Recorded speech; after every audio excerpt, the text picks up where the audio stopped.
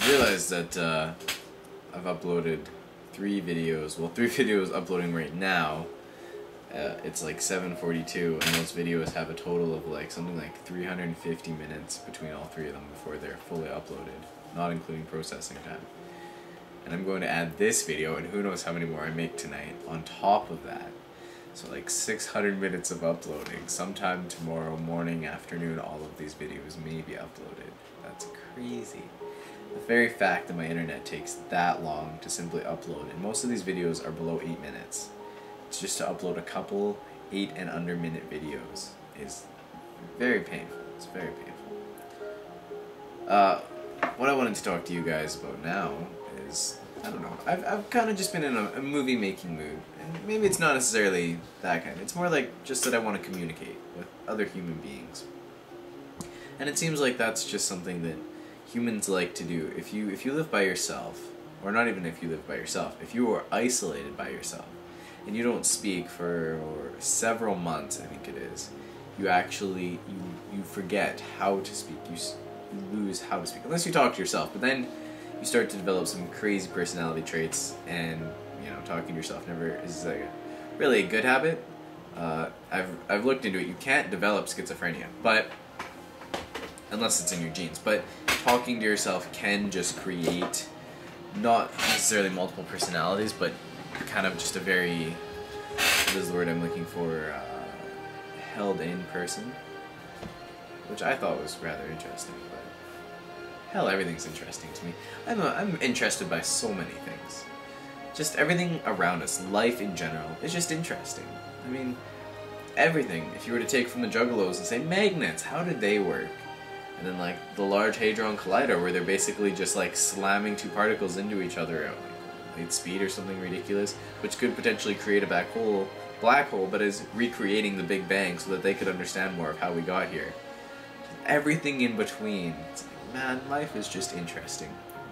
And me and myself, I crave knowledge, like a drug. I want to know everything, and it's weird.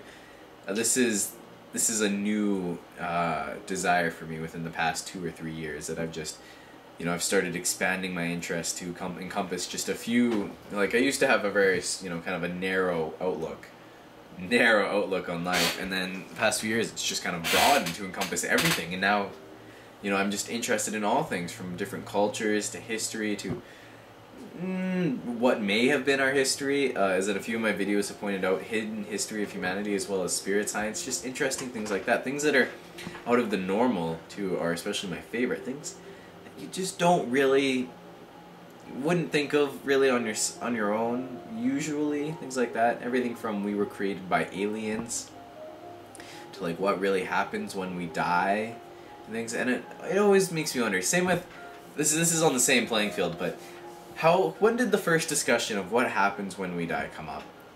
And how did the creators of meth come to create meth? Now these are on the same level as me, like, because this is the first. It's the first. The first time meth was created, compared to the first time that we started thinking about what happens when we die, and then people just started formulating possible ideas. Was that guy that was making meth just like, man, I can't afford weed no more, cocaine's kind of getting expensive, like all my other drugs are just too hard to get at, my dealer was just arrested last week, and I don't know what to do with myself anymore, I gotta get my fix. And like, baby, hey baby, what do we got under the kitchen sink? I think if I threw some of that in the bathtub, mixed it all up, and then did some other, crazy shit, I could maybe get high off it.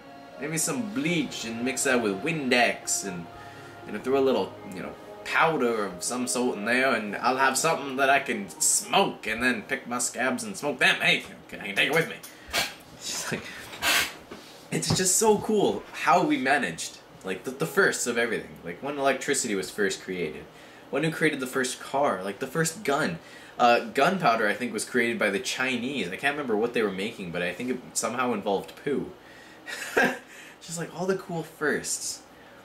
Sound, like when we created the first sound. Like I have a pretty nice sound system now, but this is how many years since the first person managed to duplicate sound, like managed to make sound come out of a box, or actually what they had was those huge horns. Like When did that come to be? How did that idea come into our minds? And then that always just brings me back to the very basics of everything that I always wonder is humans. How are we capable of such things? Why are we capable of such things? How did we get to be here? How did we get to develop such intelligent, creative minds? How did we develop the insight to look beyond what we actually are into other dimensions and other physical realities or what may be? Like, where did this all begin? How did we all begin? And this is why I'm always on a search for what you could call God, but more of my maker. What really happens to us? Why we're here? And I mean, I have a lot of questions. I don't have as many answers as I would like, but life is a lesson. I've heard the saying, we are not physical body or physical people having a spiritual experience. We are spiritual beings having a physical experience. That's rather interesting. What if we actually are spiritual beings trapped inside, or not even trapped, but we are using physical beings to experience the world around us in a different way? If you're a spiritual being, the physical world as we know it, a spiritual being couldn't interact with, but now I can reach out, I can touch you guys, I can, mess with light, I can feel things, I can touch myself, I can feel hot, warm, cold, everything. And then I wonder, can spiritual beings feel emotions? And then it comes to depend on what it is you feel. Our history, I guess, with spiritual beings is. If you feel the Bible, where Lucifer felt pride or was prideful and had his thought train and didn't agree with God, and therefore emotion somehow mixed, so then spiritual beings could feel emotions. God made us out of love, so he must feel emotion. But what is emotion? Is an emotion just chemical components in our brain telling us what to feel or how we feel? Balances or imbalances? It's just knowledge, man. The whole world is just amazing. And yet we're just so distracted with things like computers, YouTube, as much as I love to see you guys here, Facebook, what the latest celebrity is doing, what's on the boob tube, the TV, what is the latest gadget, and that's not even just in our home. And then you expand to, oh man, I gotta work for money so I can afford my house, or I can afford those latest gadgets, so I can do this, so I can do that, so I can have a car, so I can get to and from, so I can have more convenience of life. So many questions, so little answers. Why are we here? Why do we do what we do?